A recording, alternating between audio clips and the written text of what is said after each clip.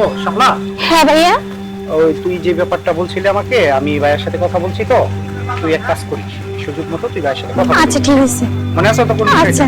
ঠিক আছে, ঠিক আছে। তুই কথা বলিস। আচ্ছা, তুমি এত সুন্দর কেন? কেন, তোমার অনেক ভালোবাসি।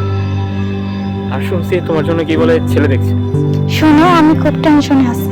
বড় ভাইয়া আমার জন্য ছেলে দেখতেছে, এখন আমি কি করব জানি না।